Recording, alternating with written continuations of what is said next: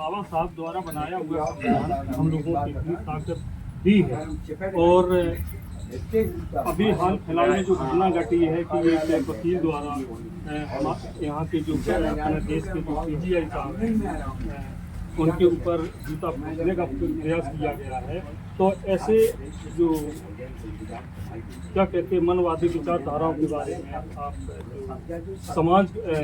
बहुजन समाज के लोगों को उच्च पदों पर बैठा देखना नहीं चाहते हैं, तो ऐसे लोगों के बारे में आप क्या? मुझे कहते हुए बड़ा अफसोस हो रहा है कि आज 75 साल से ज़्यादा इस देश में संविधान लागू होने के इस देश की सबसे बड़ी अदालत है इसके द्वारा कि आपने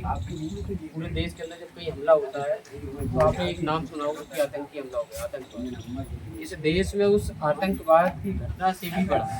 इस देश के अंदर जातिवादियों के समूह है जिसको आतंकवाद कहते हैं। उन लोगों उसी मानसिकता के लोग जो मनु व्यवस्था को मानने वाले लोग हैं, जिन लोगों को आज भी ब्राह्मणवादी मानसिकता जिनके दिमाग में बाहर नहीं निकल पा रही, जबकि बाबा साहब पर लिखा हुआ इस देश में संविधान लागू होता है। तो आपने देखा है कि राजकिशोर नाम के इसी तरीके के पागल आदमी जो राजकिशोर है, आपके इस चैनल के माध्यम से इस तरह की मानसिकता वालों को भी मैं संदेश देना चाहता हूँ कि सुधर जाए। इसलिए कि आगे जो चीज़ें हो रही हैं, चाहे सुप्रीम कोर्ट के चीफ जस्टिस हैं वो अनुसूचित जाति समाज से आते हैं, तो आज भी उनको ये लग रहा है कि ये मनु का ही शासन चल रहा है, जबकि इस देश में बाबा साहब डॉक्टर अम्बेडकर के लिखे हुए संविधान का शासन है। इसलिए आज मैं फिर कह रहा हूँ कि आपने सिर्फ यही घटना नहीं है, ग्वालियर के अंदर आपने देखा अनिल मिश्रा नाम का,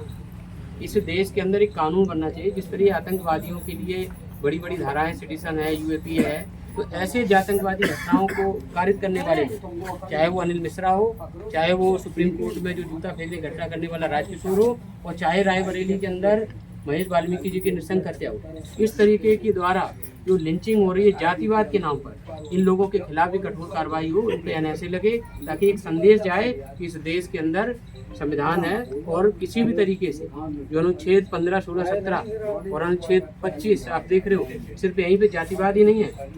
धार्मिक आधार पे जिस तरीके सांप्रदायिकता का खेल चल रहा है। ये देश की जो सरकार है शपथ तो संविधान के लिए हुए है, लेकिन काम वही मनवादी व्यवस्था के द्वारा कर रहे हैं। तो इन लोगों को और हमारे लोगों को भी जागरूक होने की ज़रूरत है, और धीरे धीरे ये जो देश के अंदर उबाल आ रहा है ऐसा ना हो।